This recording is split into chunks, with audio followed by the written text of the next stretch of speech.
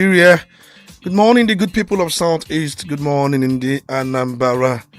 Good morning in the Osumo. Good morning in the Afia market men and women. Good morning in the Nkoze, in the Oloyibo. Good morning, our farmers.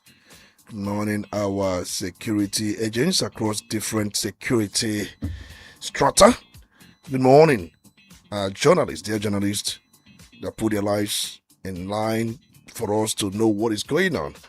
And good morning, everyone, our traditional and also religious leaders, those who are doing good, those who are committed and doing well. Say good morning to you all. And also our brothers who are having challenges, either financial challenge, physical challenge, mental challenge, psychological challenge, emotional challenge, whatever challenge. We are saying good morning to you because the idea why we are here is to see if we can bring down your high blood pressure to moderate level. Because sometimes if you join what we do here, but it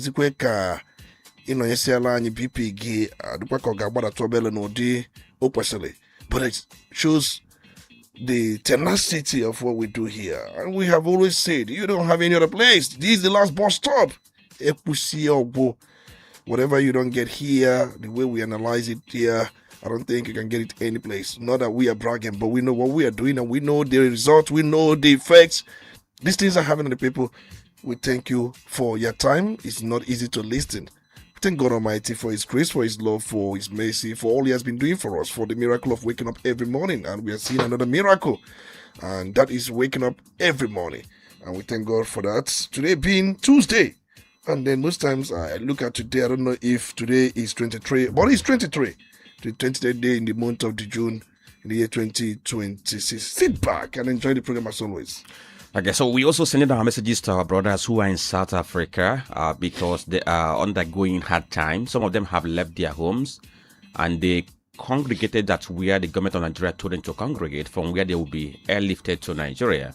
And the video surfaced yesterday, showing their agony. In fact, they had a kind of a confrontation with a Nigeria consul in South Africa.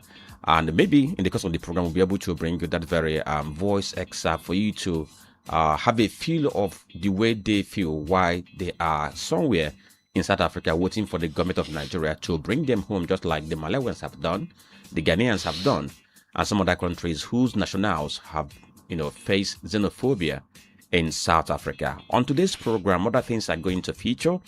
There were killings in Plateau State. As this very morning, reports have it that up to 22 persons have been confirmed killed. And the reason behind the killings is not known now, but there have been confirmations here and there that it happened on Sunday morning. Then another interesting story is the bickering between P2B and the presidency. P2B yesterday, he made a call on Mr. President for him to resign, citing what happened in UK. He's saying that the UK Prime Minister resigned because people were no longer comfortable with him. He was becoming unpopular. And he brought it back home, saying that in the case of Nigeria, President Bola Ahmed Tinubu is no longer popular, and he has failed in some of his promises.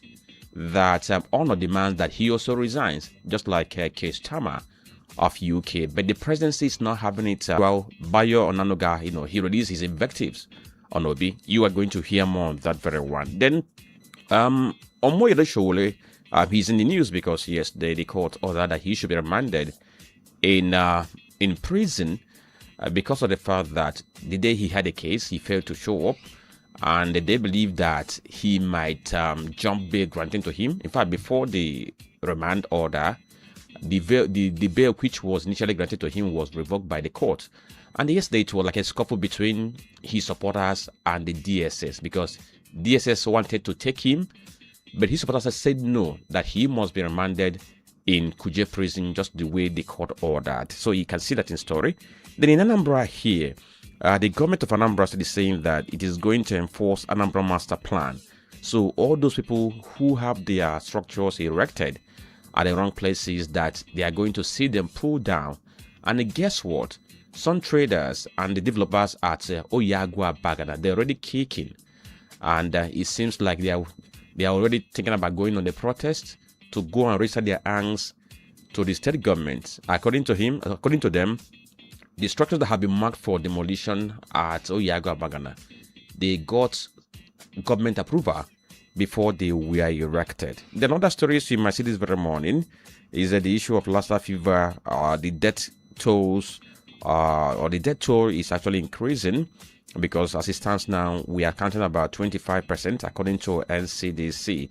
And you will see also other stories we're going to bring this very morning. So we ask you to stay with us as we bring you the headlines, the way the papers captured them before the analysis.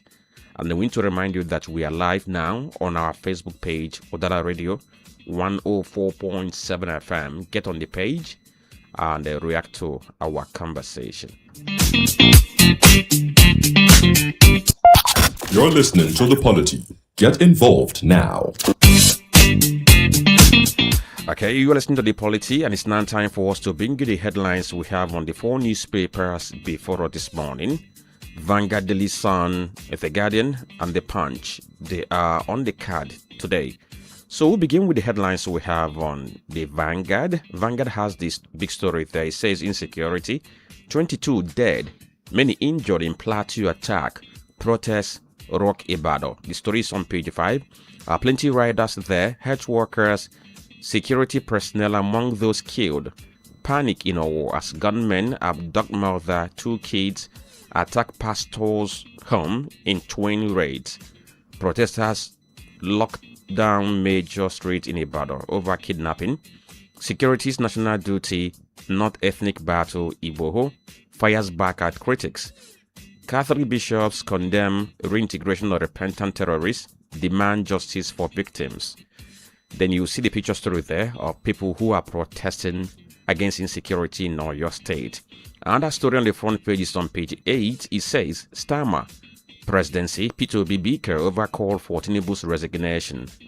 Starmer resigns as UK Prime Minister, likely replacement, Bowman sworn in as Labour MP. That story is on page 9. High prices, FG to meet cement producers July 1st. Omahi is saying so on page 9. Honor terms of your visa, US mission warns Nigerians on page 8. Worry delineation, a manifold INEX implementation after presidency directives on page 27. 1 injured as suspected bomb explodes in Lagos. The story is on page 6 of Vanguard newspaper. Why smuggling persists across Nigeria's borders. That story can be found on page 19 of Vanguard newspaper. Then over to Daily Sun. The story beside the nameplate says DSS witness testifies against El Rufai, tells court ex-governor admitted wiretapping NSA's phone. The story is on page 5. Plateau boys, death toll from fresh attacks hit 22. Gunmen invade hospital, open fire on health workers, patients. That's another story on the front page of the Sun newspaper. Then the big story there says, presidency, Obi Bika over call for Tinubu's resignation. Emulate British Prime Minister Starmer, Obi tax president.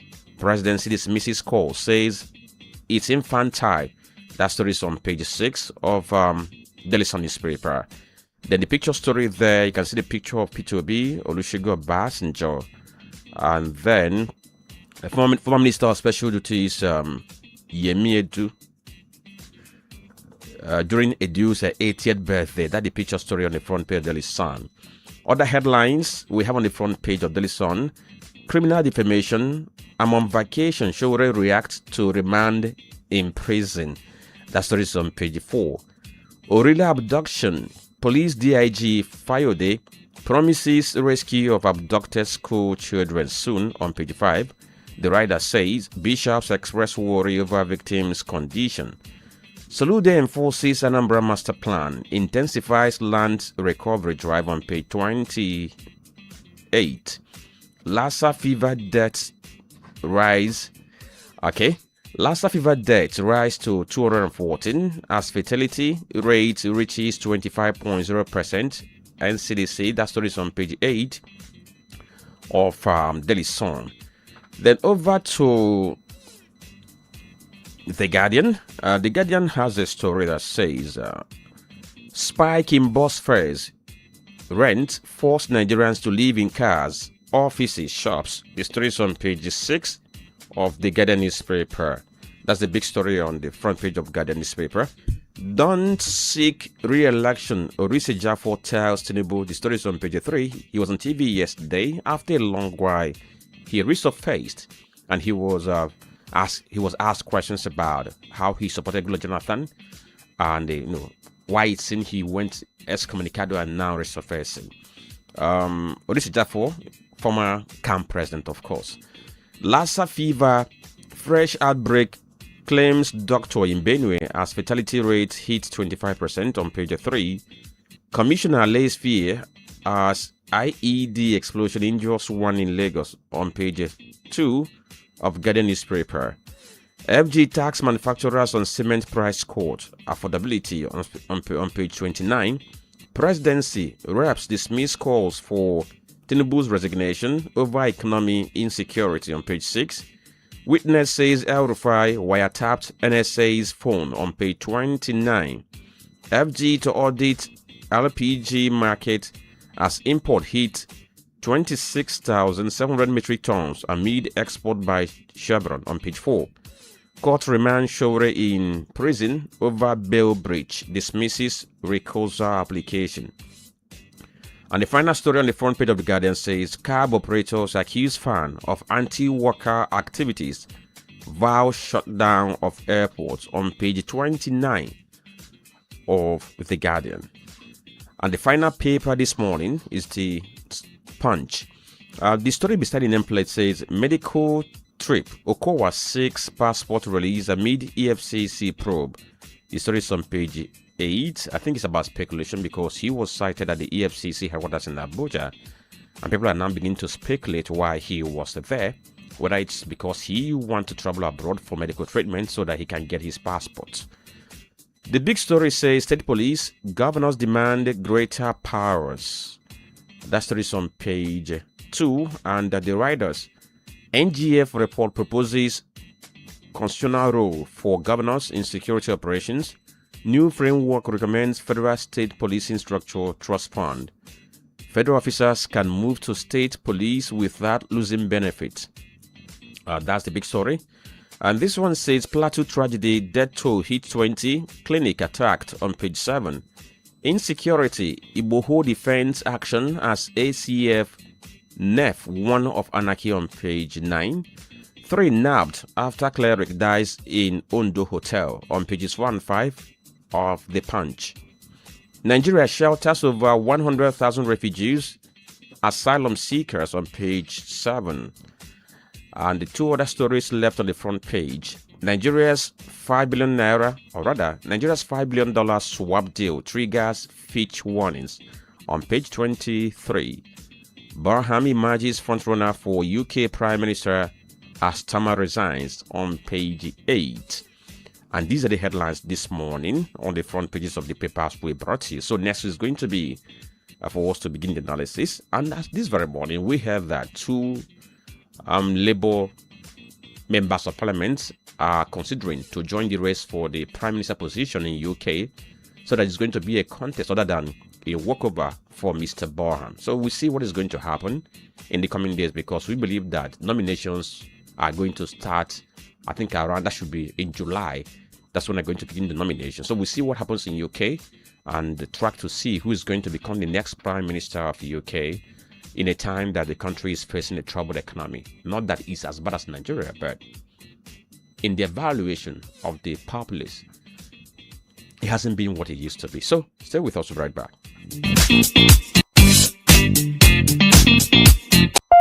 You're listening to The Polity. Get involved now.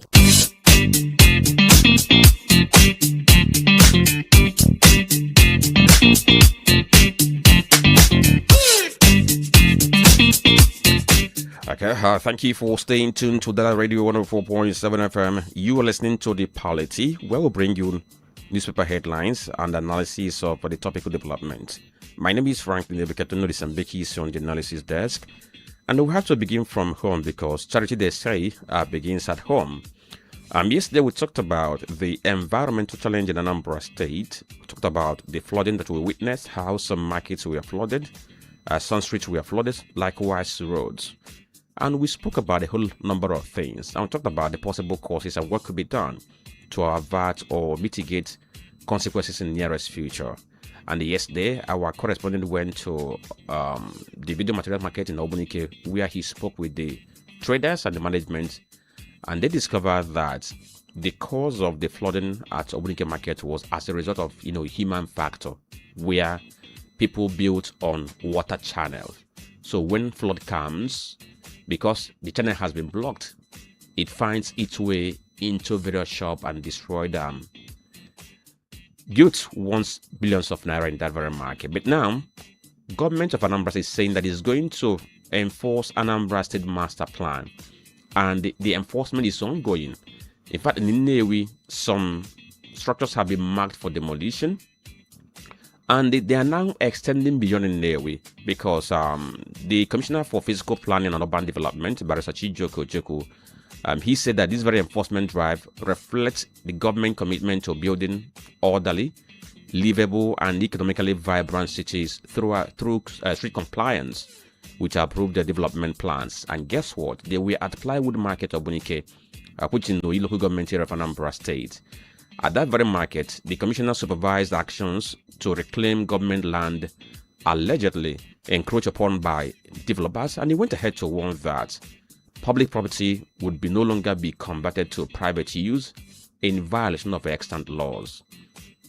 The enforcement team was also at the building materials at Obunike, where they cited some illegal structures. Some of them were under construction, and he gave order that they should be pulled down. Some of them were even built, on major drainage channels. And he said, work must stop and they must be pulled down. Then I told you, go back on that. Some structures were marked for demolition in that area. Some sections of a shopping plaza, they were marked saying that the plazas were built without adequate parking provisions, and they were built in breach of the mandatory 9-meter setback for commercial development, a measure designed to reduce roadside parking and traffic congestion. They also at Nkwonewi, where a similar thing happened, and he's saying that physical planning laws are binding on all residents, developers, institutions, and the state is going to enforce the mandatory 2-meter setback from walkways and 6-meter setback from drainage channels along highways across Anambra State. So, Tony, what do you make of this? Is it another round of cry by people of Anambra State? Or we can say that this is a roadmap towards sustainable development that needs to be supported by all and sundry?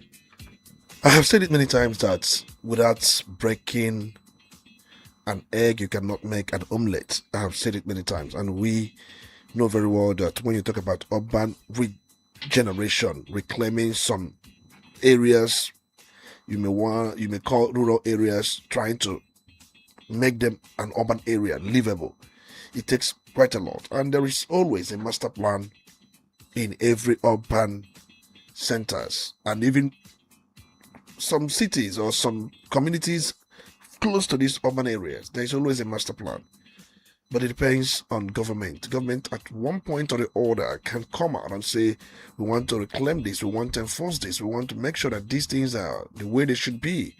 Why they embark on that? Structures to be affected, those who encouraged certain lines will be affected, and they have to cry wolves. But if actually they were given such places by the government should ensure that they will be giving compensations.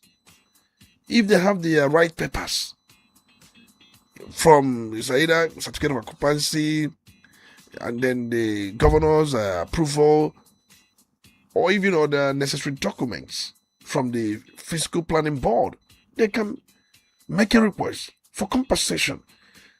Development comes with a lot. It comes with breaking down a lot of structures for you to have what you want.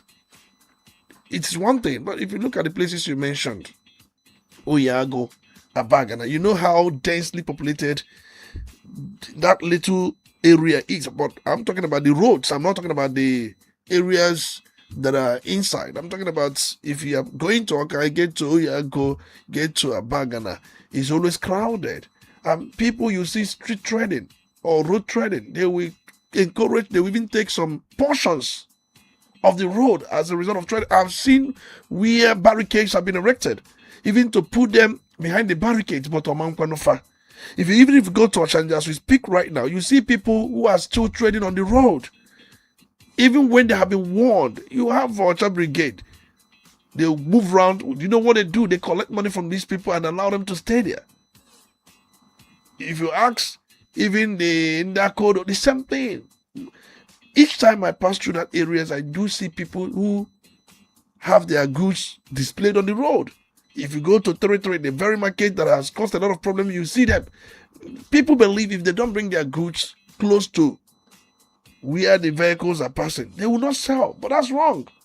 Having said that, when we talk about urban regeneration, it takes a lot. But there must be sincerity of purpose on the part of government. The idea should be, let the people see the work. Let the people see the work. But government, I have said it many times, if you go by the provisions of Land Use Act of 1978, if you go to Section 1 of that very act, the lands are vested in governors, holding it in trust for the people. And that's more reason, whatever goes on any piece of land, government gets to know. Not that the government owns the land. The lands are owned by the people. But government hold this land in trust for the people. We have explained this from time immemorial, and we keep explaining. But we'll keep explaining, there's no doubt. The point I'm trying to make, anywhere in the world, anytime you talk about urban regeneration, it takes a lot. And there are times government may decide to widen the roads. If you look at that roads, we are talking about the old Oka Enugu Road, the one called Old Road, Old Onitsha Enugu Road. For me, at this point, that road should be dualized. Yes. We need the dualization of that road. And for you to dualize such road, it means that a lot of things will go. By dualizing this road, because it's part of the plan, it's part of the urban regeneration plan. Once you get it dualized, you will see some people, building around that area. You see structures, you see those that will set up filling stations, you see those that will set up one, either pharmaceutical industry or the other. You see those that will try to build school. There are so many things people will start to build around those areas because they have seen the light.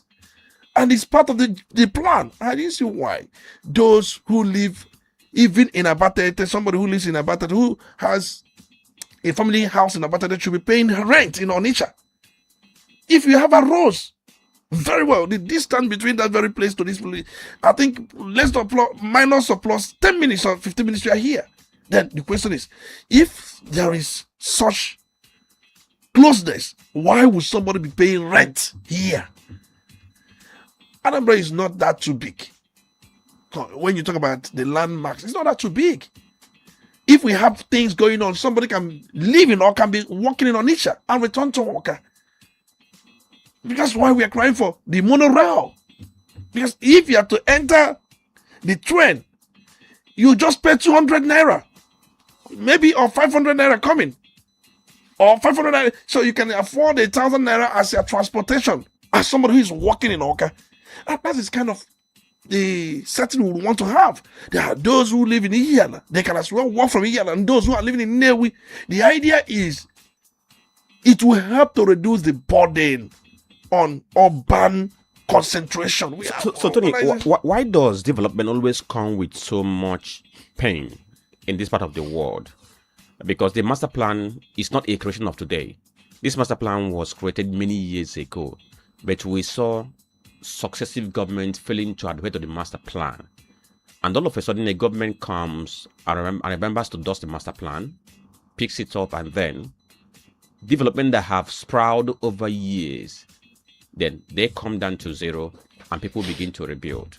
So what is the difficulty in, irrespective of who heads a government, whether the party or not the party, that we stick to development plans that can sustain life over a period of time. Well, you asked the first question. Why does pains come along with such development? It's natural. It's natural. When you are being relocated or when you are being asked live here and go here, but before then you have got structures, you have got one or two things you have invested in, and you're asked to leave that very place to go to the other place. And situations where you've been asked to, move away like 3 times, you will be like frustrated. Why are they moving me from one point to the other? Tomorrow you're not even sure where you are being asked to go, if they will come back there and ask you to leave that very, things like that. But that's the price of development. But the truth is, why we pay that price? Are we going to see the development? No, because where I'm going to is, it's not that when you are going to see development that there won't be some sacrifices, but we see these sacrifices coming at a heavier price, whereby government watch these things, they develop, nobody does anything. Then at a later stage where it has gone so far, government comes to play. I'll give an instance of the Oyago Bagana, where traders are saying that they're going to go to Lighthouse and barricade the government house. Now, if you go to that Oyago, you will know that under the present mayor, they began to revamp the market. In fact, they began to build lock-up stores in that very market. They demolished some of the should I call them the shanties of makeshift shops that traders used to do there, and now they built upstairs there. Now, some of those new structures have been marked for demolition under the same government. I think I understand the point you're trying to make, because it's more like policy somersaults. Remember, we have different tiers of government. Probably the local government had done what it felt it was right. Then the state now reversed what the local government had done. I think it could be the case. And, where the people are watching, they'll be like, what is actually going on? I have said it many times, because the local governments, they must get certain approvals from the government before they start on any project, because they don't know the plans of the state government by the time the state government will want to get involved. But nevertheless, what you ask, what are the ministries, the Ministry of Works, the fiscal planning, what are they doing? Because they are the creation of laws of the state, and under their watch, they should act proactively as against allowing people to get involved in some things only for these things to be demolished, because it does not in any way add to the economy. It's pure wastage, if you ask me. You are wasting resources that could have been channeled for something much more, better, lasting, and we keep having such destructions. And if you asked the amount involved, you'll be told. For me, I think the physical planning board or the agency in the state, their scope should be widened. Their scope should be widened. Widened in the sense that even the Ministry of Land, because we understand that people do go and buy lands from agents, more like scamming them. And we are sometimes people who are clever enough to check from the ministry if government has interest in those lands, because people don't even check. By the time they have paid the land agents who may have bought the land from the community, and by the time you check at the Ministry of Lands, you find that because most of this land plotting, we have coordinates. You find that the government has interest in such land, or the land belongs to the government, your money has gone. And you don't allow people to get involved. And it involves both sanitization, both advocacy campaign, that anytime you want to buy this, make sure that the doors are, there are people that would always want to build temporary on government property, because for them, by the time government will take interest, they must have achieved whatever they want to achieve. We have those kind of people. We also have those who may have done that without knowledge or prior knowledge of the situation of things around that area. Coming to the one you mentioned, local government building something, demolish it, somersault. It is not good in the eye of the public, and it should be avoided. It should be avoided. Whatever any want to purchase land, you need to do verification, because now in Anambra State government has fully digitized its lands administration through the Anambra State Geographic Information System, and the one they call ANAMGIS. And this very technology-driven system tracks land transactions, ensures digital mapping, and also aims to process private C of O within 7 days. And I understand that it has this very it comes with talking about the C of O, it comes with a unique feature of QR code which can be scanned to instantly verify documents, authenticity, and also reveal the original owner's details. So if you have this house agent with a proposed legislation, and he received a loud applause from the people showing that this is where the shoe pinches them. But why this very proposed legislation is still in the plan, we talked about it last time ago, or rather last time we were on this very show. But why they are planning about this is the government also trying to embed a kind of an ombudsman or complaint commission, whereby they have desk or commission. People can easily lodge complaints and get instant address, because after making these very laws, and there's no veritable platform for people to report issues and get resolutions, it might just be good for the shelf, Tony. Well, we know very well that Lagos State has such a law, rent control law, because we know tenancy and landlord law, that one does exist, but we are talking about rent. And when you're talking about rent, you're talking about the agents, Ego lawyer, and Ego Odogu. They call all manner of monies. I saw the video where the governor was at Mbukam Obosi. I think that was last week Friday, if I'm not mistaken. Last week Friday. Yes, he was there. In fact, he also went to New Pass and had a discussion with the market men and women, asking them what they are passing through, or their problems, their challenges, and stuff like that. But let's face the one we have at Mbukobos. I don't know if you have the audio where you can help us so that we pick some of the things the governor, said or mentioned, and we would maybe look at it from different perspectives, from different angles, because this is not the first time we've been talking about issue of rent in Anambra State. It is skyrocketing. It is. That law on tenancy and rent in Anambra was passed.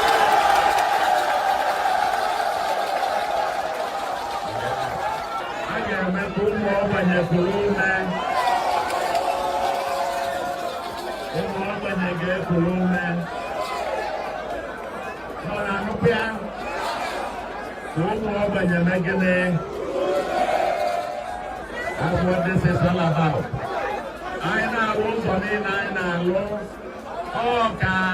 That every private business is regulated by government. For the fact that your business is private does not mean you will exploit the people. Government at all time is out to protect the people from exploitation, any exploitative tendency, even if the business or who does the exploitation is private. That is more reason in any civilized society. It is the duty of government. When you talk about the welfare, it's part of the welfare of the people. If you exploit the people, you are really infringing on their welfare. What is welfare when government sit idly and watch private investors or private business owners exploit the people? The other day I was saying, it is the duty of government to protect the people from substandard products. It is the duty of government to protect the people from fake products. It is the duty of the government to ensure that people are not schemed or fleas to exploit. And I told the person, your argument is shallow, hollow, and embarrassing. For the fact that government cannot measure up in some responsibility does not also guarantee that somebody who gets the license to do so will exploit the people. I have said it many times that it is the duty of government. Now, coming back to the question you asked, because I have to set this foundation, these basic things for us to understand. Coming to the question you asked, why won't government focus on other things as against maybe, or look at the foundation of rent increase as a result of the devaluation of Naira, when Naira was devalued as a result of exchange rates floating, we have the price of dollar, and it affected everything. I have said many times that the price of dollar, and if you ask, what is the cost of rod? Maybe 14 mm, 10 mm, because for you to have a decking, you may use rod of 20 mm. How many are you gonna a rod based on the way they are being sold? I'm just trying to let you know the cost of building materials have also gone up. And for those who have built many years ago, they will tell you, if I collect this rent and it cannot fetch me anything in the market, I have to increase my rent. The idea of having these buildings is to collect rent so that I can use the rent so collected to pay school fees, to pay for transportation, to buy 12.5 kg of gas, to buy a bag of rice. And when the rent I usually collect cannot afford those things, I have to increase it based on the new exchange rate or the new valuation, so I can get those things done. Not because I bought some of these building materials new or I constructed my building new. The idea is to measure up. Everybody's trying to measure up. Now, where does government come in? Government comes in to make sure that there is proportionality. There is what we call pro rata. There is no exploitation. There are those who will build 3-story building. They want to recover the money in 7 or 8 years' time. It's exploitative. If you want to make such recovery, go and build a hotel. During the olden period, it takes an average of 20 years or 25 years for you to recover the entire cost of your building. For the entire cost of your building, it takes average of 25 years. And there are those who want to do it in 10 years. There are those who want to do it in 5 years. There are those who want to do it in 7 years. It's exploitative. Government brings in proportionality. That is one thing the law will address. If there should be increment, it must be justified. Nobody's against increment because prices of commodity do increase, but there must be justification. There are those that will allow increment without even maintenance. There are those who have not maintained their apartment, their building. Can you be riding a vehicle and that vehicle is generating money for you? You ride their vehicle for 5 years without maintenance. Do you think the vehicle will be alive? Let's be honest. The idea is government must have an eye in everything. After God, the next is government. I'm not saying it because of anything. That is the where we have it. The welfare. If they live comfortably. There are ones government are not doing on their own part. And that's why we keep pressuring government to do your own bit. Look at our roads. They need to be the way they should be. Because when I say a road, I'm talking about the contrast as a whole.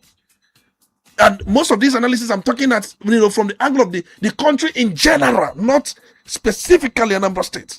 Okay. So we have to get those things government should do. And that's why we've called for devolution of power. Let state government and local government take up some of these issues. And the government at the center should focus on national security, the economy, foreign affairs, and some other things as contained. And leave some of these road infrastructure, some of these developments, and that's more reason we have to look at revenue sharing formula as well. Okay, so let's look at larger Nigeria. On that same issue of the hardship people are passing through, if you look at a headline on Guardian, talks about spike in bus fares, rents, force Nigerians to live in cars, offices, and shops. And if you go through this very story, you see how it's chronicled the challenges Nigerians are facing, to the point that we now have many young people who do not have places to live because they don't have money to pay for rent. And the report is saying that if you check, you see that major bridges, uncompleted buildings, abandoned structures, filling stations, shops, and bus stops have become shelters for urban poor residents.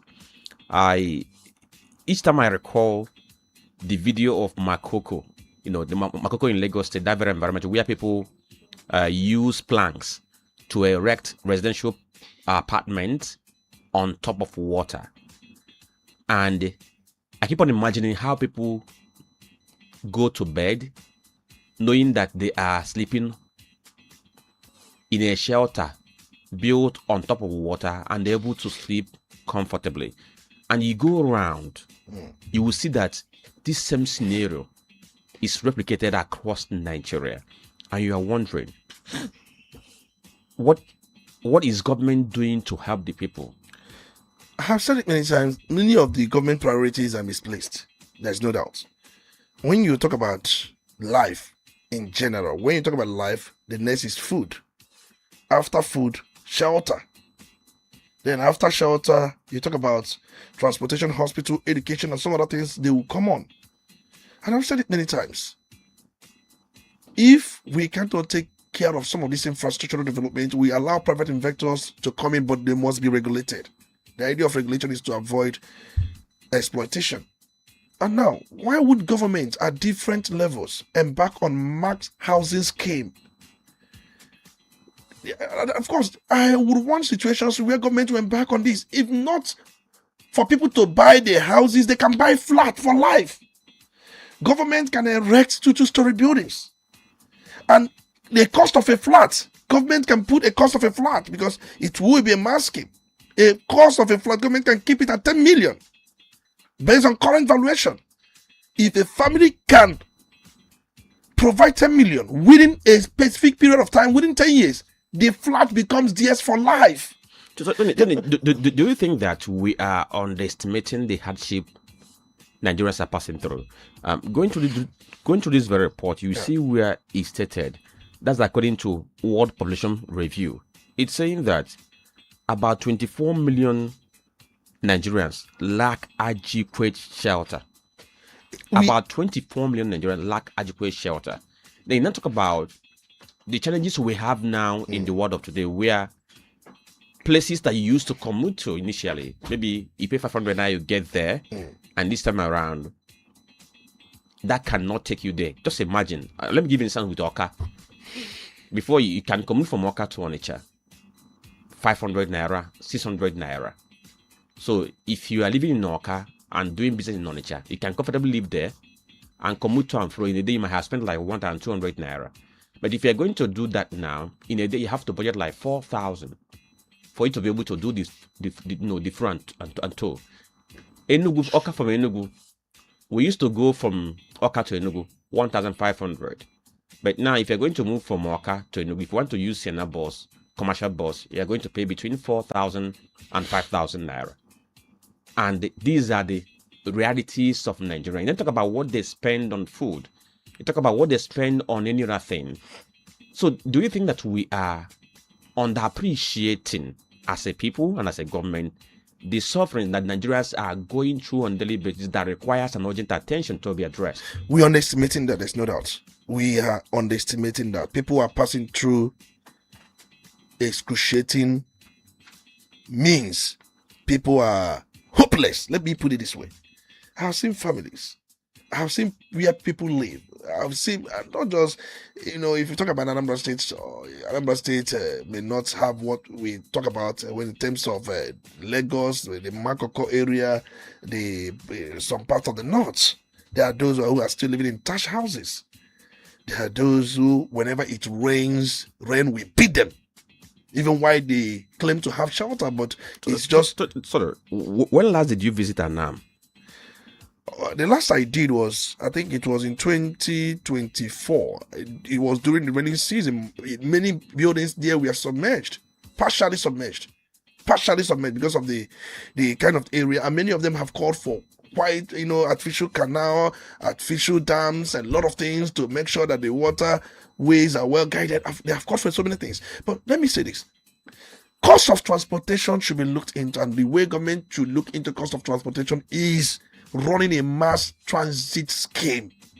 Yes, if you come down to Anambra State, government has a plan of bringing, trains. But while these trains are waited, we can also have a makeshift mass transit scheme. The idea, I've said it here, that what you call a city, maybe a mega city where you can comfortably sit at one corner and then walk to the other one. You live in Nnewi, walk in Oka on daily basis. The same applies to those who are living in Onitsha, walking in Oka, or those who are living in Oka, walking in Onitsha. That's the kind of system we want. The idea is It helps in urban regeneration we are talking about, we started with. And if you do not tackle cost of transportation, because if you look at Kestema that resigned, one of the issues was cost of transportation. It spiked as a result of this war in Iran and all the economic hardship the people, the UK people we are facing under his watch. Cost of drug rose, cost of food item rose, everything. And people had, that was why they went into that local government election and by-election. The party performed woefully because the people there usually vote based on performance. People started asking, was it not the same man that led UK in 2004 overwhelming victory? He led the Labour Party. Sorry, he led the Labour Party and they had overwhelming victory. That was why they are in power. But the point I'm trying to make is, here, we can run mass transit scheme. There are state governments that are running it already. I understand Enugu State has something like that. I understand Abia State has something like that. We can also replicate such in a number of states where we have a mass transit schemes. The ones that if you want to go to Oka, you pay 500 naira. CNG bus or CNG buses. Tony, that is what happened to that partnership between Anambra State government and one private company? I know that there was a time they used to have a bus that could move from Oka to Onitsha and Onitsha to Oka, somewhere around up here. As of the last check, I didn't see them, and these buses then were air conditioned. You sit comfortably in a bus, and you pay that amount of money. Pay 500 naira, 700 I think naira. it was around, when the others were collecting 1.5, they were collecting 800 naira. I think at a point it moved to 1,000 naira, but all of a sudden it disappeared. I think these buses were last sighted early this year, if I'm not mistaken, but they were few. Many people don't even know about these buses. They were just few. I don't know if they are just two that commute from Onitsha to Oka on daily basis.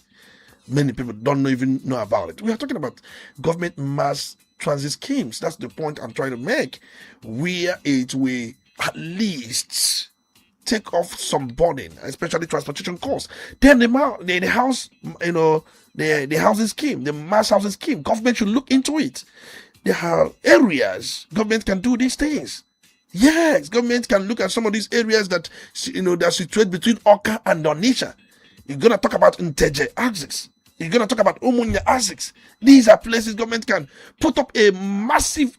So those who live there, they are close to Onitsha, they are close to Oka, Nteje, Umunya, and places like these areas. You talk about maybe 100 or 500 or 1,000, or depending on the capacity, government can go into partnership with private investors or even developers and get these things done. By the time we start doing this, we can also do the ones the landlords are also looking into, because from the new rent law, from what I've been told, there will be specific percentage agents will take. Recommendations so far, 3% to 5%. There will be public hearing. Even the agents will come and justify why they collect what they collect. That is one. And secondly, Ego-G abolished. Anybody who does that is a criminal. Ego lawyer, because if a landlord brings a lawyer for any agreement, it is the landlord that will pay the lawyer, not the tenant. Now, I've said it many times here. Now that we have come back to the issue of the tenancy and the rent regulation in Anambra State, yes. I repeat the same question. Is government going to go further to set up a commission or a complaint desk very close to the people, that people can easily report what they're passing through? Because I know Nigeria is like a situation that has defied all economic theories. Yes. Because at the end of the day, the law is going to be there, and somebody goes to Mr. A to rent an apartment, and the person says government has abolished this, or government has to complain, because there are those that will not complain. Because they fear if they complain, the landlord will come after them. If they complain, the landlord will give them quick notice. And where the landlord has power to give quick notice and may decide to use the building for anything, is his property. These people should go around and inquire from people. They may pass buildings. How much is rent in this area? How much is rent in that? They do this collection themselves. So should government incorporate whistleblowing framework into the law? Both whistleblowing and then those who are going to form either the task force team or the commission, they should go round. You don't sit at, see, I don't know. One thing I discovered about operational capacities around this place is that most government agencies, they sit and they don't go out. We are talking about the fiscal planning, agencies of the government, the one we talked the other time. Do they go out to make sure that people do not, apart from the fact they will see buildings being erected, they will mark X. They will see this, they will mark X. If they see old building that needs maintenance, do they also mark X? If they see building that need to be looked in here because of our economic realities, government can pay compensation, maybe 20%. Take over these buildings. The last I went to Omaba, I saw many old buildings. Look at the look is abnormal. I went to Walewa. I saw buildings that I cannot even imagine that people are still living there. And government can come in. Come in. All right, so Tony, we're going to leave this very matter. I'm going to leave us with a food for thought. Talking about, in UK, where the Prime Minister resigned because of, rising cost of living. And guess what? Inflation in that very country just rose to 2.8%. And in Nigeria, we are doing 15-point-something% as of the last count, as of the data put out by MBS in April this year. Don't forget, there was a time it peaked at 32%. So these are the realities of these two countries. We're going to leave this and go to one political development, which is about what happened yesterday. Because following the resignation of Prime Minister of UK, Keir Starmer, Peter Obi, who is the presidential candidate for NDC, went on social media and made a post, asking the president to resign since he has failed to keep to his promise. He should emulate what happened in UK and do the honorable thing. He even cited the case where the current president once criticized Goodluck Jonathan when he was in power, asking him to resign. So he said he should do the honorable thing and throw in the towel. Now, Peter Obi actually put out that statement in 252 words. 2,383 characters in 6 paragraphs. That was what he put out.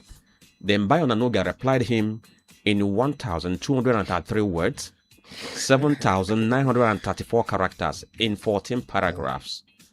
And I went through the 2 statements. So Tony, let's speak to the facts of the 2 statements. You look at what Peter Obi said, and then the reaction. Resignation of president is by written notice to the Senate president, and it takes effect upon receipt, and vice president assumes office. Because if the president resigns, what it means that the vice president takes office. But if the vice president also follow the president to resign, what it means that the Senate president will take the position as the acting president for 3 months and call for election. These things are constitutional. If you go to section 146, you will see it there. And also, we also have the one of impeachment. But Peter Obi asked the president to resign the way the president asked Jonathan to resign during his own time as a president. But no Nigerian president had ever resigned based on this call. And I remember, if you look at the response we are talking about by Bayo Nonoga, he called Peter Obi's speech hollow, shallow, embarrassing, telling him that the UK setting and Nigeria setting, they're quite different. They're practicing parliamentary system of government, but here we are practicing federal presidential system of government. That you should understand this variable, that Nigerians went to the poll to elect the president. And it is left for the people who elected him to call for his resignation. But if you look at the case of UK, people that called for the resignation of Keir Starmer were members of Labour Party, elected members of Labour Party, who they were here in the parliament because they made him their leader. And when they felt that he led them to a very poor and woeful election outing, they also called for his resignation. And he listened to that based on the pressure they applied to him. Because if he did not do that, they will collaborate with the opposition and they will pass vote of no confidence, and he will be disgraced out of office. Not that he wanted to leave office, but what he averted was to be disgraced out of office. That was exactly what happened in the UK. But nevertheless, but we can also take the common denominations. What are the common denominations? They had a inflation, because from the data you mentioned, I think they had their last rebasing. I can't recall their last rebasing, but I'll still get that, because you use their last rebasing to measure your inflation. Nigeria had their own last rebasing around, was it 2002 or thereabouts, 2022. So you use those rebasing to measure economic indices. The last time you rebase the economy, from there you start measuring. But the point I'm trying to make is, yes, of course we have inflation. If not for the last rebasing we did, our inflation would have been around 40-something%, or because we did maybe a rebasing of the economy. That was why the inflation rate got to where it is today. I don't know. But the point is, to call for one's resignation is democratic call. It is left for the person. So the call PW made, how germane is it? Was it germane? Does it reflect the intentions or the wishes or aspirations and feelings of Nigerians? Nigerians are the ones to speak. Nigerians, and because if you look at it, those in the ruling party will tell you that he is making a political call because he wants to be the president. Those who are in the ruling party, that's what they will tell you. But there are Nigerians that will tell you that he has made a right call. There are Nigerians that will tell you that P2B has made a right call. There are those that will tell you he has made a wrong call. If you go to the social media, the argument is there. Those for and those against. I've seen the argument. So do you think he should resign? For me, if the president looked at himself through the mirror and feels that he has not done what the people were expecting, he should. But if he thinks that he still has what it takes to lead the country, he should step out and do what he thinks that should change the narratives. So it is a function of him to measure himself. The best assessment, I have said it, apart from living in self-denial, is the one you give to yourself. Because if you look around, there are some promises Mr. President made, and people are saying he has not fulfilled those promises. And he has said that he has plans. There are plans in the pipeline to fulfill those promises. But people were quick to remind him that when you are making those promises, you said that if I do not provide this, don't vote for me again. And he has told you, if you don't like him, wait for the next election. Instead of all this, because if he resigns, there could be political tension, there could be constitutional crisis, there could be this, there could be that. But people have said that there will not be anything. That if you resign, your vice president will take over. Now, people have also said, what's the essence of the president resigning and the vice president takes over? What difference has it made? Because if you ask Tinubu to resign today, who is going to take over? Kachim Chatima. And the question is, what difference would that make? For me, I think the best thing, if you think the president is not doing well, wait till the next election. Wait till the next election. Election is around the corner. So how long can they wait? How many months do we have now? I mean, for those who feel that very way, how long can they wait? How long can they persevere the hardship they are passing through? We have about 7 months to the election as we speak right now. Election is on January. We are in June. Election is on January. So we have about 7 months. If you have persevered, endured all this while for the past close to how many years? Close to 3 years. Then won't you persevere till the next 7 months? We have 7 months to election. For the fact we have 7 months to election is even close. UK, as we speak now, they don't have prime minister. And I've looked around, nominations will begin around 5th to 7th of July. Nomination for new prime minister. And they are expected to have a new prime minister around mid-September. So they don't even have a prime minister now as we speak. And they are not going to have prime minister till mid-September. And we have seen even the man being touted as going to be the new prime minister, and the Bohman. Remember, he was once a member of the parliament before he became the mayor of Greater Manchester. And now came back to the parliament. If you understand his history, the way and manner he won his election, despite poor confidence and low confidence reposed in Labour by the people of UK, but he was able to win this election. So they found that he is the new face that can change things around, that will lead them to the next general election. Their next general election is 2029 because they had the last one in 2024. Okay, so we're going to go for commercial break now. Once we return, it will be time for us to open the phone lines and then I'll take your input. But before we open the phone lines, I'm going to drop something for you. I stumble on that very thing and it speaks a whole lot. If you look at it on the surface, it might just wave it by the hand, but when you look deeper, you will see the meaning embedded in that very data. Stay with us, we'll be right back.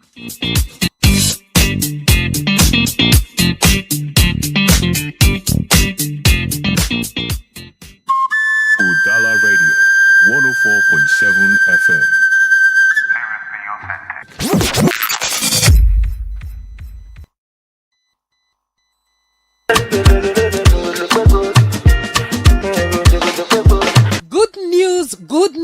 Good news. Are you a youth, trader, marketman or woman, civil servant or business owner? Then this opportunity is for you. Global Project International is launching a special empowerment project for Nigerians sponsored by an international organization in USA and supported by Zenith Bank and Access Bank. Need capital to grow your business? Want to start a new project or create an extra source of income? This project offers access to funding, mentorship and business guidance to help you succeed and become the best version of yourself. Whether you own a shop, trade in the market or work a 9-to-5 job and desire a side hustle, don't miss this opportunity. Registration is free and ongoing right now. Simply send yes to 08057135936 or 08121259655. Take action today and start building the future you deserve.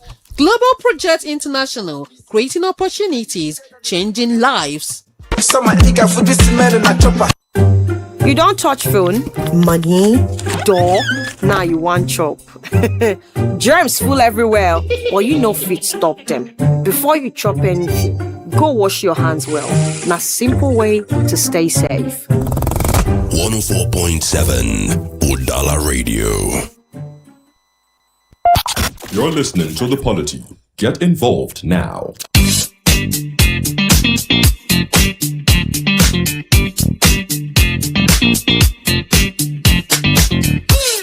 Okay, you are listening to Udala Radio 104.7 FM, and this is The Polity. My name is Franklin Bekatono Disambeki on the analysis desk, and we have brought you a couple of things this very morning. So we are going to give you room for you to join the conversation. But before then, like I said before the break, that data came out yesterday talking about top 10 fintech apps in Nigeria by numbers of downloads as of June 2026. And guess what? The one that is topping is Branch. And yesterday was my very first time of hearing that very app. And guess what? It has recorded 50 million plus downloads. And if you check the app, it has a 4.5 star rating. It has about 3 million reviews already. Then followed by OPay, followed by PalmPay, then Pay Money, Kuda, Okash, MoneyPoint, Palm Credit, Jumia Pay, and Carbon. Tony, if you do the analysis, you see that almost all of them are linked to borrowing of money. And that speaks a whole lot to about poverty in the country. I have just said it many times. There was a time somebody asked me, they called me and they said, we don't want a loan. And there is this one that usually disturb you all the time. They call themselves Okash. They disturb a lot. But outside that, and if you look at it, they will tell you at 0.15% interest. Their interest is daily. And people don't understand how this interest thing are calculated. You have daily interest, you have monthly interest, you have annual interest. And when you do your interest, daily interest to be 0.3, calculate it in a month. How much would that be? Or how many percent would that daily interest be? It will accumulate so much. The funny thing is that among all these very apps, I don't have any of them on my phone. And the Branch mentioned yesterday, my very first day of hearing that.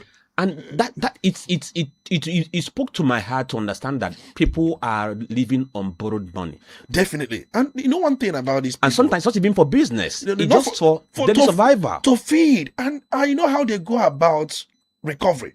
They will post your picture on social media. They will harass you. They will threaten you. In fact, they will call all your friends because you will give them access to your contacts as one of the preconditions. You will give them access to so many things on your phone. And once they have those access, they can call anybody, start telling the person that so person is your friend, tell the person, want the person to give you such amount of money. For the person to pay us the amount he lent from us. And they will disgrace you. Their own pattern of recovery is by shaming people. And guess what? Many people who are borrowing this money, they don't have plans of paying back. But if you look at the interest, it's staggering. The interest, they will tell you 0.9. It's daily interest, as against what banks do. Okay, so the last thing I'm going to bring you is just to bring you a feeling of our brothers who are in South Africa, waiting that the government of Nigeria is going to bring them home. I'm going to relate to you an encounter between some of them and then Nigeria's Consul General to South Africa, Ambassador Nene Kamwa Okeuche. It happened yesterday. We're just going to listen to it about 2 minutes. After it, we are going to take your calls. Why will we thank Mr. Tinubu? Want to hear you say thank you, Mr. President. Thank you, Mr. President. We see the good thing you're doing. We see the good thing you are doing. And we are just pleading to fast track it. And we're just pleading to fast track it. Now that is a valid message. I tell Mr. President, thank you. Thank you, President. Thank you for what? Thank you for what? Malawi's government has steadily taken their people home. Zimbabweans are steadily taking their people home. Mozambicans are steadily taking their people home. Our people are asked to leave their homes and come here to be lifted. They showed the little things they have. Their house rent here is monthly. It's not like Nigeria where you pay yearly. They pay house rent here monthly. And so people have told their landlord, bye-bye, I'm not renewing my rent. And they have moved, only to be stranded here. And then you are telling us to thank the government of Nigeria. Why will we thank Mr. Tinubu? Thank you, President. For what? For what? They ask people to come out. Even if you have not asked Nigerians to come out, we will find our way. Yeah. But you ask us to come out on winter. Women and children on winter. And they are here stranded. And the politicians are there in Nigeria. No, guys. Arguing and satisfying themselves. And these people are left here with no hope. And you are telling us to tell Mr. President, thank you. What are we thanking you for? We sent you to go and do the job there.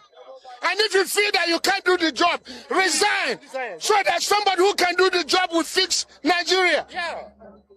A small country like South Africa is holding us ransom because our government does not know what they want. So if Tinubu cannot fix Nigeria, which we have seen, he can't fix Nigeria at home, he cannot help Nigeria in the diaspora. So why do we say we have a government? Then he should resign and allow people who can be able to, because he begged to apply. He said, please, elect me, and I'm going to save Nigeria. You are elected, and you are doing nothing. Nothing. Plane that has been arranged, and people have left their home. Then we are stranded here, and you are telling us to thank you for making us to be stranded. Whereas other African countries are already taking their people home. Okay. What you just listened to is just like a snippet, because if I'm going to bring you other videos, you see where there was altercation between the stranded people and then, Ambassador Nene Kanwa in South Africa. So it's just like a snippet of what happened between them. The truth is, we cannot allow people to pass through what they're passing through. I understand that they have been frustrated. Many of them, they are homeless now. They are wanderers, and many of them are sleeping around the Nigerian embassy in South Africa. Ghana, they have taken their people home. Zimbabwe have taken their people home. Malawi have taken their people home. Mozambique have taken their people home. Liberia have also taken, they have taken their people home. But Nigeria seems to have taken a bash. I don't think Nigeria hasn't taken anybody home. Just only one bash. Only one bash. 200, I think 200 something. Yes, we have to be very, very, contextual, because from the look of things now, it appears that Nigeria has not done anything. Nigeria, as a country, has taken one batch, about 200 and something people home. But people who are still remaining, they are calling for more. But if you look, there are other countries that have not even done anything. If you go to Kenya, Uganda, Tanzania, Lesotho, there are many of these countries that have not done anything. But I'm thinking it is not a big thing or difficult thing to do. Nigerian government can become the Minister of Aviation. We are, have a communication with the Minister of Foreign Affairs. They have some kind of teamwork. The president should also make some approvals. They can even tell LPs or Unite. I don't want to call brands. Tony, the problem now is that from official government source, in fact, the Minister of Foreign Affairs even spoke, Ambassador Bianco, who said they have been able to document about 1,000 Nigerians who want to come back home. Okay. And the documentation was still going on. Okay. So they were expecting that it could be more than 1,000. And according to the Minister of Foreign Affairs, President Bode had approved five aircraft for Nigerians to be brought back to Nigeria. Okay. And at a point in time, they gave us a timeline on how it was going to be done. Yes. But after the first airlifting, nothing had happened. This is the problem with Nigeria. This implementation of anything. And from the look of things, why we have not gone on to bring more people could be logistic problems. Approval was done. We are certain funds provided as well, because you don't make approval without funds provisions. We are funds provided. It's very embarrassing, because if you look at these people that they say they are in winter, and many of them have children. They have umaze, Mecca na South Africa, Onwa na South Africa, Cheleku na South Africa. I know some of them, they want to come back, and they cannot. See, we must do everything possible urgently to bring you see, if you meet most of these business owners in aviation sector, they can do this. Or then, even if you don't pay them, just tell them, do this, we will give you your money. I'm sure one of the airlines will do that. Okay, so we're going to open the phone lines now to take your input. Don't forget you can share WhatsApp message with us via 0803 221 6973 or 0803 221 6973. You can also call that very line or call 0803 827 6694. Good morning. Good morning, Franklin. Yes, your name? Wanganga Wukoma, reaching you from Newi. Mr. Wanganga, go on, take 1 minute. Thank you very much. Just exactly what P2B said, that is causing problem within the government circle. Now, somebody in South Africa is repeating the same thing. I listened to when my brother was giving the analysis, the difference between UK and Nigeria. My question remains, whether you are selected or elected, you are serving the people. Doesn't matter the way you find yourself in government. Whether you're a government nominee or whether you are selected, whether you are elected, you are serving the people. The same people of UK selected you, whether they are 2 or 3, representing their people. They have right to tell you, resign. You can now. What I think what the Mr. President is waiting for is when this man from Anambra said, "We go to South Africa and bring them back home free of charge." That's what they are waiting for. Because I think he has done something like that before.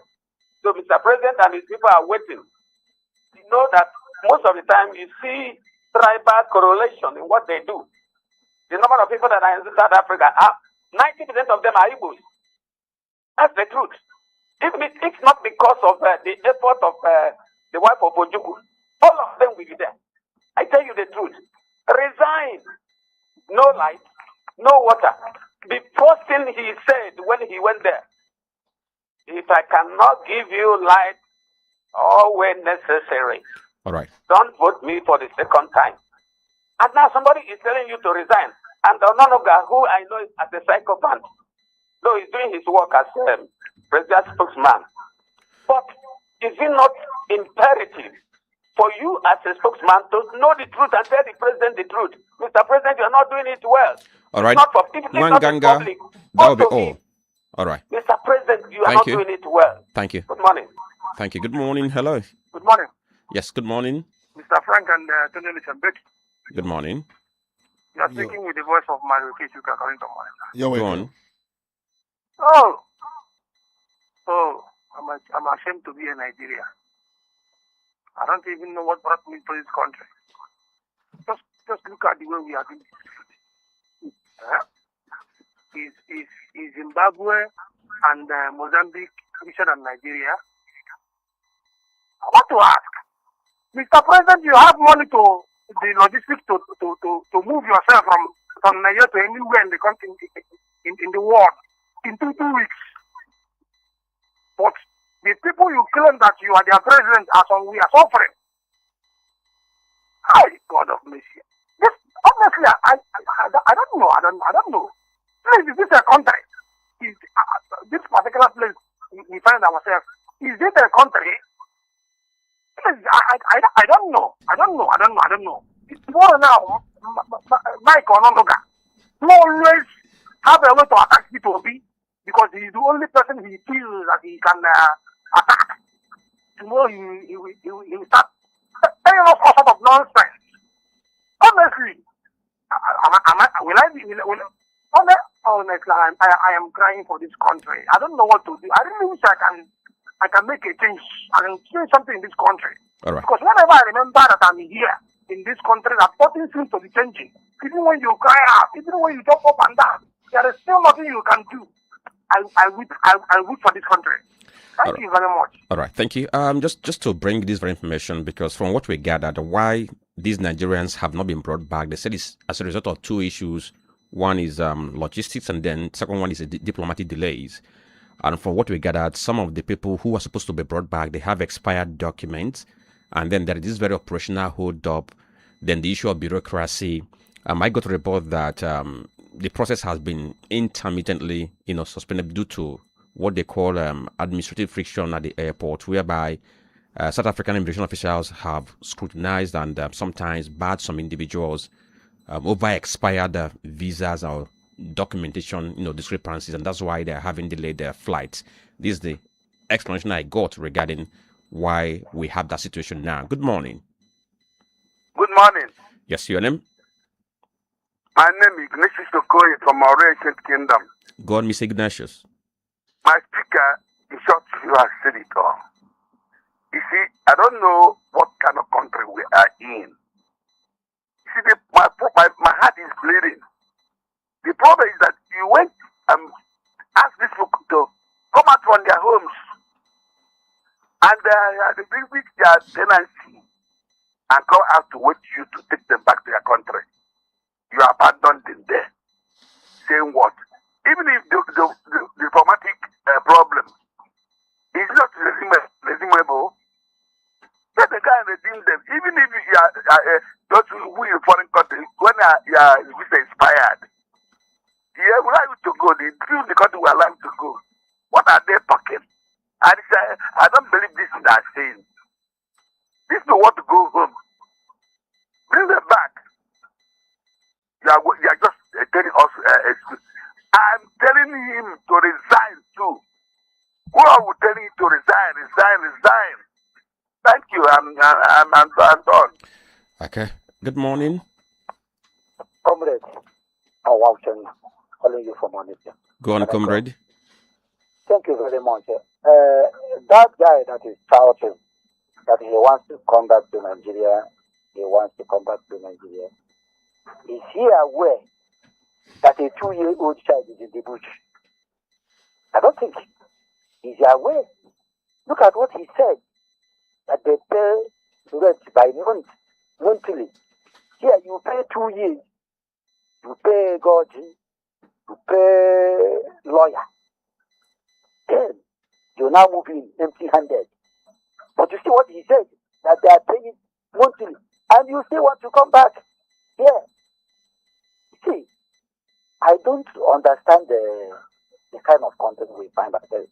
Sometimes I think that this country may be that biblical hellfire we are talking about, because everybody is receiving it hot this time around.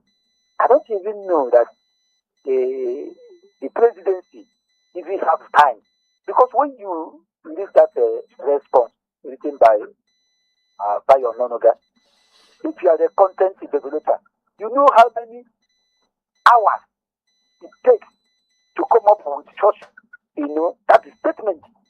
When a 2-year-old child is in the bush, it rained heavily on Saturday, almost all over the country. And the 2-year-old child is in the bush for more than 1 month now. See. If I were to be in that South Africa, I never come away. I never come. What am I coming here to do? So when they are shouting, they want to come, they should wait to maybe all these things that is happening to them is a blessing in disguise. Maybe let them find their way back in time, to South Africa. Let them stay here. Because coming here is even more dangerous than even staying in the winter. Good morning. Okay. Hello. Good morning. Good morning. Yes, your name? Rita from Ogidi. Rita from Ogidi, right? Ogidi. Okay, go on, Rita. Why is another crying because Peter made a statement that the president should resign? He shouldn't cry, because when Goodluck was in power, Tinubu said the same thing. I didn't even know that when Goodluck was in power, you buy 3 cups of rice at 100 naira. Now what is happening? Things are very costly. The poor masses cannot feed well. Why are they crying? I mean, the whole thing is baffling. So it's okay. All right. Thank you. Hello. Hello, good morning. Yes, good morning. Your name? Yeah, my name is Josh. Good morning, Mr. Speaker. Just go on. You see, let me say something here. It's a very sad that all this thing is going on in Nigeria. But I believe that the day will come. This December or Ononoga will remember all the harm and the lies he told Nigerians. Because no matter, I think we are talking about Jonathan today. When they are doing all those shenanigans, everything, doing protests, we know that they don't know that a day like this will come, he will not find himself in an arm of affair, and things will be so bad like this. I must tell you, it's not like I must always say these things. I'm not like the president wanted all these things that is going on to be going on in eternal. But it's just that he don't know what to do. He don't know what to do. This everything that is happening in this country has overwhelmed him that he don't know exactly what to do. That is why we are trying to save him the situation or telling him to resign. And let me say something here. If Tinubu resign today now, and it's no more there, that means that Nigeria will only deal with Shatima, with the 7 months that Mr. Speaker said that is remaining. So is he going to help us? We are not going to face the difficulty of rigging in the next election. We know that we are just going to deal with just Shatima only and let Shatima play a card very well. What Nigeria needed now is just a change. Don't let a different person just sit on that end of my affair. It's just only the 6 months that let us know if we can even break. I thought that today that you are talking about the app. Yes. So people, I myself, sometimes they do disturb me because I'm using one of their accounts. Sometimes they will pump out money, they'll tell you to click. And I said I never because I don't want a situation that a day will come and tell me that I owe you 1 million naira where I collected 50,000. I do not know when. So anytime I see that click, I'll decline because I don't want to involve myself with anything that concerned with that. So that is key. Nigeria is only living on credit. So we needed a change from that person that is sitting there in the arm of ourselves. Let him go and criticize the man in South Africa. All right. He has said he don't. I need to resign. Thank you very much. Yeah, thank you very much. Let's go to our Facebook page down. Young Obyonwa says, Omoyele Sowore was in the examination hall taking an examination. Security operatives were waiting for him outside the classroom. From 1998 to date, security agencies in Nigeria have arrested Omoyele Sowore 548 times. He has been remanded in detention facilities 46 times. He has faced trial in court 98 times. And he goes on to say Sowore has taken governors, senators, lawmakers, security agencies, and even the president of Nigeria to court. This is a man who has spent much of his life fighting legal and political battles. Rochrat Obiagwike School from Abatansuwe says, only Nigeria and Anambra State are the masses paying for government failures. Paying the price of urban development should not be entirely on the people. Most approvals were made by the government agencies legally or illegally. If the government cannot go against its agencies that approved, then they are anti-people and enjoy the suffering of the people. They should start holding themselves accountable and not always exercising their powers on the struggling masses. On rent and property regulations, lawyers should also be involved and not just agents. Anthony Mera, thank you for watching. Likewise, I'll be the smiling angel. And then Chukwemeka Anthony says, this year rent law is dead on arrival. As long as the prices for building materials are on the high side, as long as the economy is biting hard, everybody will continue to level up. How much is transportation? How much is gas? And etc. Sometimes we need to be realistic with ourselves.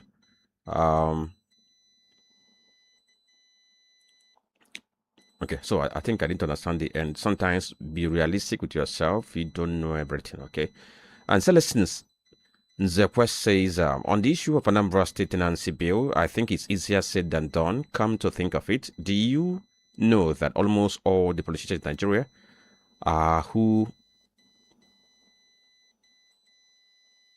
okay, I think that should be our house owners. and they have these buildings being managed by lawyers and agents. It might also interest you to know that as a tenant, you can live in a house for almost 5 years without knowing who is your landlord. And you think these politicians will allow this bill to thrive? And he says he doesn't think so.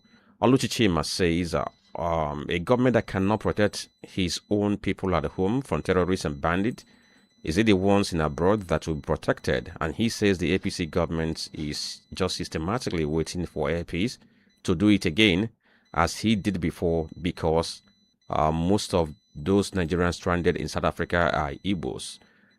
Then Chuk Sonyebuchi, the Collins, thank you for watching. Gosi Sochuku says he's been pursuing to get his PVC for years now, but he hasn't been able to get the chance. He says, I will queue, take permission from work, and at the end of the day, I won't still get registered. Like we called that INEC last time. They need to do better so that people will be able to get the PVCs. Chinjerugo, thank you for watching. Kalistos Chibuike says, he's talking about the same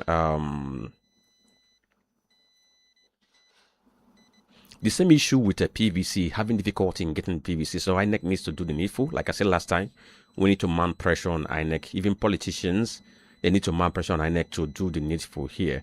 And then Obuefi Mike from Paul says, okay, he's asking Tony, tell us. Okay, he said Tony told us to wait for 2027 election for us to vote people out in a way to mock us, because you know that people's vote doesn't determine who wins in Nigeria. It is the INEC chairman and chief judge.